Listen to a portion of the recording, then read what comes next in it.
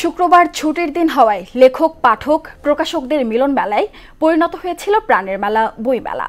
মেলার প্রবেশদ্বারগুলোতে ছিল বইপ্রেমীদের দীর্ঘ লাইন। প্রতিটি স্টল ও প্যাভিলিয়নে তিল ধারণের জায়গা ছিল না। নতুন বইয়ের বেচা বিক্রিও ভালো হয়েছে জানালেন প্রকাশকরা। বিস্তারিত জানাচ্ছেন মুনতাসির মামুন।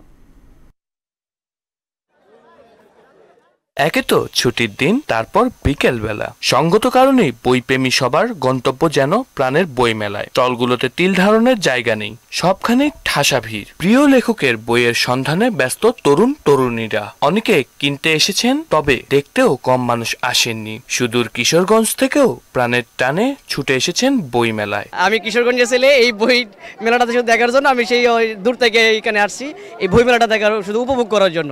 বই মেলা হলো বাঙালি জাতির ঐতিহ্যের একটা স্থান। এখনো পর্যন্ত কোনো বই নেওয়া হয়নি, তবে বই মেলায় আসছি প্রত্যেকবারের মতোই হচ্ছে, ভালো লাগে, খুবই আনন্দের সহিত আসি। এর আগের বার বই মেলা থেকে 32টা বই কিনেছিলাম। এদিকে নতুন নতুন বইয়ের মোড়ক উন্মোচন রঙিন করে তুলেছে মেলাকে। প্রতিদিনই বই প্রেমীরা পাচ্ছেন নতুন লেখক ও তাদের সৃজনশীলতা। পাঠকদের সাড়া পেতে তাই তো উৎসাহ বাড়ে তরুণ লেখক প্রকাশকদের। গ্রীষ্মের ছুটিতে দুঃস্বপ্ন, এটা আসলে জুলাই আমাদের যে আন্দোলন সেটার প্রেক্ষাপটে লেখা। আমার নিজের অভিজ্ঞতা, যেহেতু আমি দেশে ছিলাম, আমি আসলে এটা দিনলিপির আকারে লিখেছি এবং আমাকে তুলে নিয়ে যাওয়া, এরপরে যে নিপীড়ন, সবকিছুই এখানে লেখা আছে। তাদের আগ্রহ ভীষণ, তারা বই কিনছে, আর অনেকেই আছে এখনো তারা দেখাশোনা করছে বা পছন্দ অপছন্দগুলো বিবেচনা করছে। অন্যান্য বারের চেয়ে এবারের বইমেলায় পরিষ্কার পরিচ্ছন্নতা নিয়ে অভিযোগ করেছেন আগতরা। কর্তৃপক্ষকে বিষয়টি গুরুত্বের সাথে বিবেচনা করার তাগিদ দেন তারা। আগে আমরা যাই, বাতিঘরে যাই, বিশ্ব সাহিত্য কেন্দ্রে যাই,